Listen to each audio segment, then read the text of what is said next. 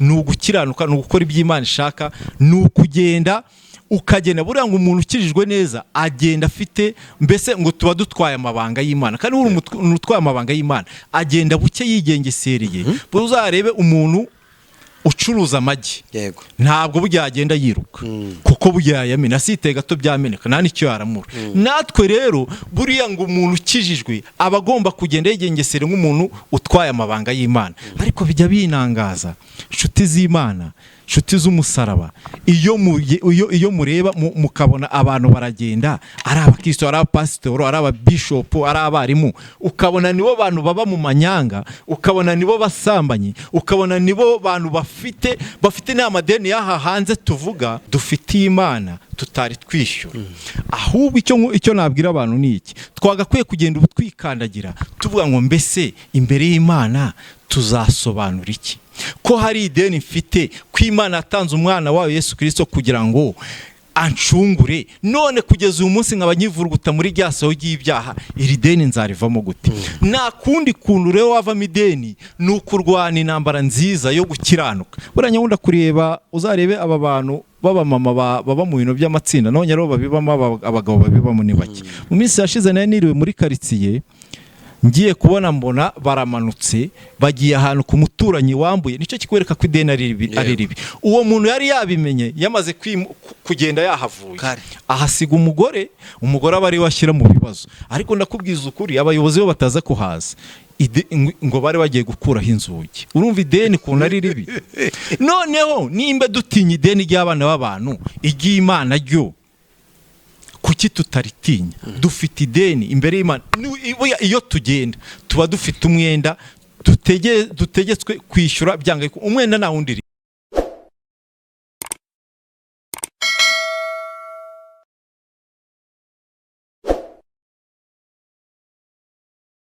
Twongeye kubasuhuza kandi tubifuriza umugisha utangwa n'Imana. Imana y'amahoro nibagirire neza cyane kandi ibahereze umugisha. Uko mubibona kandi twongeye kubana n'umukozi w'Imana. Ibyacuro nakagaruka, reka musabe kugira ngo yongere abasuhuze.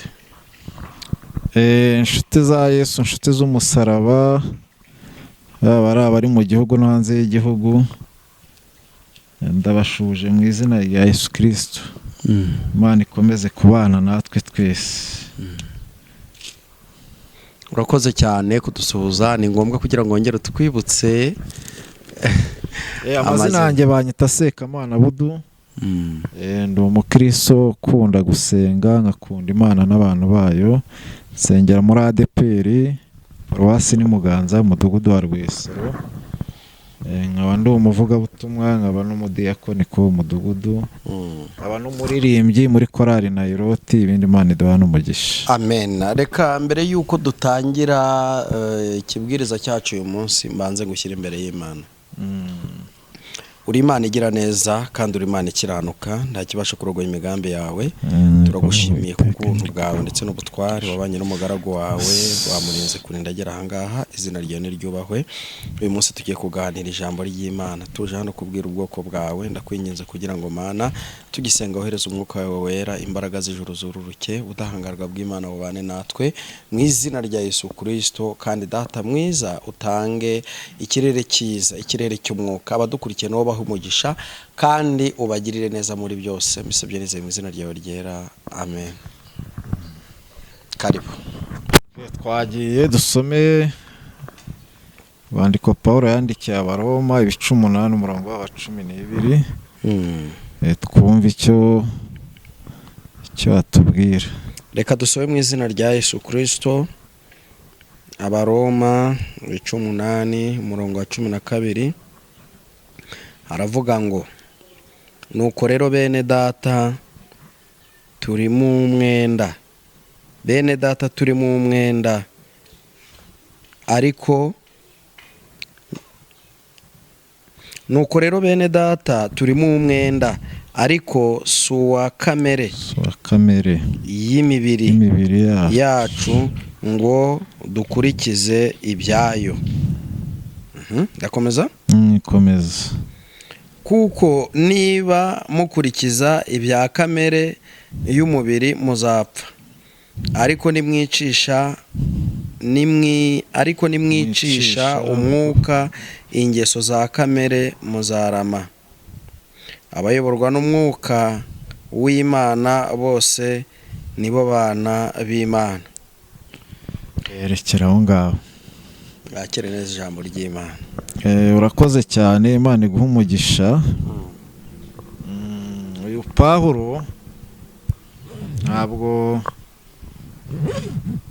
ndi buvuga ibintu byinshi, ndavuga ku ijambo rivuga ideni. Iriya jambo niryo nshaka gutindaho. Turi ku ijambo rivuga ideni. Buriya Yesu Kristo, Imana yaricaye itanga umwana wayo Yesu Kristo kugira ngo aducungure. Yabonaga iki gihe nk'iki tuzaba turi mu bihe by'ibibazo, tuzaba turi mu bihe bigoye. Itanga umwana wayo kugira ngo aducungure. Koko iyo ugiye mu byanditswe usanga kera, mu gihe cya kera, iyo umuntu yakoraga icyaha ngo yashakaga inuma y'intungura kugira ngo ababarirwe, sibyo ra? Inuma y'intungura cyangwa intama mu kimwe muri ibyo ngibyo, n'ibimasa, akaba ari byo utambaye igitambo kugira ngo babarirwe. Ariko Imana Data wa twese uri mu ijuru, koko igira urukundo n'imbabazi nyinshi, kandi igiturebera mu gihe twebwe, mu gihe kiri imbere twebwe tutabasha kureba, ricara irareba isanga muri iki gihe ubu inuma y'intungura ntiwayibona, ndetse n'intama zarabuze nazo naho nyizibona, n'ibyo bimasa ngira ngo nabyo ni ibibazo. Iricara ikora umushinga, iravuga ngo ninanga umwana wanjye Yesu Kristo akaza muri iyi si, azahagera, azababazwa, mbese atubera igitambo, kugira ngo iki gihe tuzabashe kwihana ibyaha n'ibicumuro bitworoheye. Uwakoze icyaha ngo icyo gihe mbese ngo umwenda wari utamirije ahera ngo watabutsemo kabiri, kugira ngo buri muntu wese yigerereyo. Ni ukuvuga ngo rero dufite ideni, ariryo Pawulo yandikiraga Abaroma ababwira ngo mbese bene data, ngo mube igitambo gikwiriye cy'imibiri yanyu, kugira ngo mbese iki gihe nk'iki tube tudafite ideni. Buriya ideni rirajyana, sinzi nimbe kapasite y'ideni, sinzi nimbe uri kuryumva. Buriya ubu umuntu ufite nk'ideni muri beka, akaba ubu abona ikirarane cyaraguyemo adafite ayo kwishyura, ubu umutima ntabwo uri hamwe. Iyo ufite ideni bituma uhindura inzira iyo uhuye n'ufitiye ideni. Iyo ufite ideni bituma karitsiye wari utuyemo uyimuka kubera amadeni. Iyo ufite ideni ntabwo uba uri inyangamugayo haba imbere y'abantu, ahubwo usanga ari igisebo imbere. Naho bumva ari igisebo. Naho bumva ari igisebo. Kandi warabuze nayo kwishyura. Waranabuze cyangwa unamburira n'ubwende. Natwe rero icyo mvuga kuri iri jambo ideni, ndagira ngo mbwire inshuti z'umusaraba abadukurikiye ko natwe dufite ideni imbere y'Imana, kubera ko yatanze umwana wayo Yesu Kristo kugira ngo atubambirwe, tubone inzira yo kugira ngo tubabarirwe ibyaha byacu. Ariko bijya binangaza kuba usanga dusenga, ariko dusengana ibyaha. Ntabwo dutekereza ko dufitiye ideni Imana, kuko twebwe nta n'igisobanuro tuzabona imbere y'Imana. Kuko Imana yashyizeho inzira ebyiri, ishyiraho iyo kurimbuka, ishyiraho n'iy'ubugingo. Ariko biratangaje kuba muri iyi minsi usanga abakristo bamenye inzira, basobanukiwe, ari busanga turi mu byaha. Nitwe tugambanirana turi mu murimo w'Imana. Ngiye buranya nkunda kubibona cyane, duhora mu bintu by'amatorero, tubihoramo kenshi. Nitwe usanga hanini turi abasambanyi turi mu nzu y'Imana. Iryo ni ideni dufitiye Imana tutari twishyura.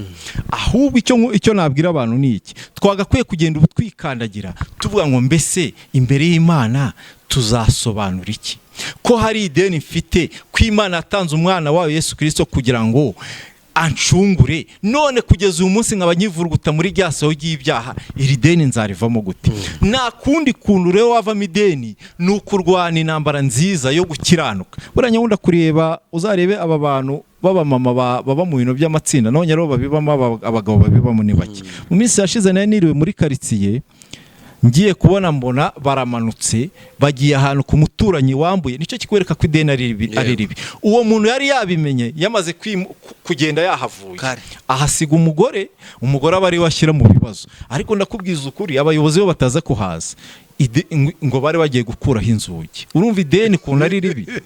Noneho nimba dutinya ideni ry'abana b'abantu, iry'Imana ryo kuki tutaritinya? Dufite ideni imbere y'Imana. Iyo tugenda tuba dufite umwenda dutegetswe kwishyura byanga. Umwenda nta wundi rero ni ugukiranuka, ni ugukora iby'Imana ishaka, ni ukugenda ukagenda. Buriya ngo umuntu ukijijwe neza agenda afite, mbese ngo tuba dutwaye amabanga y'Imana. Kandi uri umuntu utwaye amabanga y'Imana agenda buke yigengesereye. Uzarebe umuntu ucuruza amagi, ntabwo burya agenda yiruka, kuko burya yamena asiteye gato byameneka, nta nicyo yaramura. Natwe rero buriya ngo umuntu ukijijwe aba agomba kugenda yigengesera nk'umuntu utwaye amabanga y'Imana. Ariko bijya binangaza, inshuti z'Imana, inshuti z'umusaraba, iyo mureba mukabona abantu baragenda, ari abakristo, ari abapasitoro, ari ababishopu, ari abarimu, ukabona nibo bantu baba mu manyanga, ukabona nibo basambanyi, ukabona nibo bantu bafite n'amadeni y'aha hanze tuvuga, buri uvuye mu uyu mubiri byanga bikunda nta gihe cyo kurangiza rya deni uzaba ufite. Ideni urirangiza muri cya gihe ukigenda ukabona biremera, ugahumeka ukabona biremera. Niho Imana igutegerejeho umusaruro wo kwihana, wo gukora iby'Imana ishaka, wo gukora iby'Imana ishima, wo gufasha abakene, wo gusengera abarwayi. Niho Imana igutegerejeho kugira ngo ukuremo ya esheke ya rya deni tuzaba turi kwisobanura imbere y'Imana muri cya gihe cyo guca imanza, igihe kizaba kigeze. Ni ukuvuga ngo rero nicaye hano ndi gushishikariza abantu, nibutsa abantu ko dufite ideni, kugira ngo kandi nta ideni ry'umukristo agendana naryo ni ugukiranuka. Ni Imana idushakaho gusa, nta bindi bishoro bindi dusabaho. Mu gihe kiguhaye umwuka wo guhumeka uri muzima, ni ugukiranuka, ni ugukora iby'Imana ishaka, ni ugukora iby'Imana ishima. Mbese ni ugukiranuka, ukaba inyangamugayo aho ugenda, ukaba inyangamugayo muri karitsiye, ukaba inyangamugayo mu kazi, ukaba inyangamugayo ku bintu byose. Abantu bajya bakubona ugenda bakavuga ngo dore murokore koko aratambutse, ni umukristo, ni umukiranutsi, aragerageza. Abantu kaberera imbuto, mbese bajya bakureba bakagutangira n'ubuhamya. Nguko uko Imana idushakaho rero, ni Imana idushakaho. Ndumva nta kindi Imana igishaka ku bwoko bwayo ni ugukiranuka. Ngo nudukiranuka rero iryo deni ryose uzaba urikuyemo. Nugera no muri cya gihe cyo guca imanza, ugeze imbere y'Imana, izasanga iyi sheke warayikuyemo, nta rubanza uzaba ufite imbere yayo. Ni ukuvuga ngo rero nongere kwibutsa abantu bakijijwe n'abantu basenga Imana n'abantu bakora umurimo w'Imana, tugerageze dukora iby'Imana ishima, kandi ngo abakora iby'Imana ishima ngo ngabo nibo bazemerwa mu bwami bw'Imana. Urakoze cyane ku butumwa, uduhaye ubutumwa bukomeye cyane. Ni ubwa mbere nakubona uvuga ubutumwa nk'ubu, kuko ubu butumwa buraryoshye cyane, buraryoshye. Ni byiza ko abantu bagahigura ideni ryabo, bakishyura amaraso ya Yesu Kristo, impongano y'ibyaha cyane rwose. Kwishyura rero ni ukwanga icyaha n'igisa nacyo, ni ugukora ibyiza kandi iby'Imana ishima, nibyo dukwiye gukora. Nyakubahwa rero mukozi w'Imana, umuntu yakenera gusengana nawe cyangwa kuvugana nawe, reka ngusabe kugira ngo utambutse nimero yawe ya telefone. Nimero yanjye ya telefoni ni 0783777014, 0783777014. Urakoze cyane wowe warudukurikiye. Reka ngusabe kugira ngo nimba utari wakora subscribe, kora subscribe, kandi ikindi uhamagara umukozi w'Imana. Numara guhamagara umukozi w'Imana, musengane, turushirizeho gusobanurirana iby'uru rugendo rujya mu ijuru, kuko aho tujya harazwi kandi icyo dusabwa gukora turakizi. Uzi ko buri hari abantu bajya bavuga ngo Yesu yarabirangije. buriya ngo yamennye amaraso ngo byararangiye. ariko uko bisa kose aho ngaho ngira ngo nabo baba babivuga bazi ko bibeshye cyangwa se bazi ko hari ibyo barengejeho. Nubwo yayamenye ntabwo avuze ngo tugende twifurugute mu byaha, ahubwo aravuze ngo dore mbahaye umurongo, ni inzira, kuko iminsi yamaze ari mu ivugabutumwa abwira abantu iby'ubwami bw'Imana, ntabwo yigeze ababwira ngo nibajye mu byaha ngo njye nibambamba bizaba birangiye. Icyo ngicyo ari ibintu abantu bavuga ariko ugasanga babaye nk'aho ibyo ari byo byose babivuze bafite ibindi barengeje amaso kandi nabo bazi, kuko nta muntu udasoma Bible. Nta muntu utajya usoma Bibiliya, ahubwo abantu basome Bibiliya bamenye uko ibintu bihagaze, bataza kuyobya ubwoko bw'Imana barangiza bakazarimbuka. Urakoze cyane wabanye natwe mukozi w'Imana, nawe reka ngusabe kugira ngo usabire umugisha abantu bose bagukurikiye. Data wa twese mwiza, uri Imana y'amahoro, uri Imana y'urukundo, turagushimiye turaguhimbaje, tugushimiye imbabazi zawe ugira, tugushimiye ineza yawe. Twari hano dutambutsa ijambo ryawe, tuvuga ineza yawe, tuvuga gukomera kwawe, ariko twibutsa n'abantu ko dufite ideni tutari twarangiza kwishyura mu gihe tukiri hano muri iyi si. Udukomereza amaboko rero kugira ngo tuzasohoze amahoro, tuzagishyure neza, kandi buri muntu wese umukebure kugira ngo anyure mu nzira ikwiriye. Urakoze rero, kandi ukomeze kuturinda amajya n'amaza, mu izina rya Yesu Kristo w'i Nazareti, amen. Shalom.